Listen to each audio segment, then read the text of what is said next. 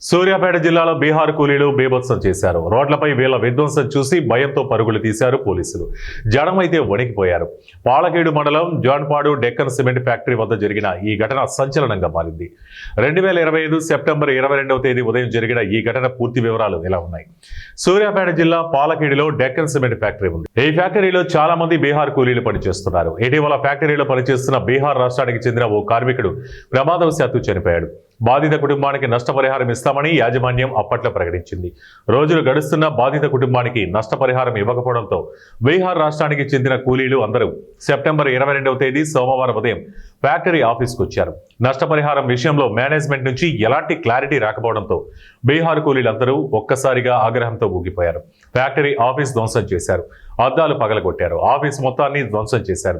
విషయం తెలిసి ఫ్యాక్టరీకి వచ్చిన పోలీసులపైన తిరగబడ్డారు బీహార్ కూలీలు. ఫ్యాక్టరీ ఆవరణంలో అరాచకం చేశారు. పరిస్థితి చక్కదిద్దడానికి ప్రయత్నించిన పోలీసులను తరిమి కొట్టారు. ఓ పోలీస్ కానిస్టేబుల్ను కూలీలు పరిగెత్తించి మరీ కొట్టారు. పోలీసు జీపుపై రాళ్లు రువ్వారు. ఫ్యాక్టరీ ఆఫీస్ పైన రాళ్లు రువ్వారు. అడ్డొచ్చిన అందరినీ కొట్టారు. పోలీసు వాహనాన్ని ధ్వంసం చేయడంతో పాటు రాళ్లతో విచక్షణ రాహిత్యంగా దాడికి దిగారు.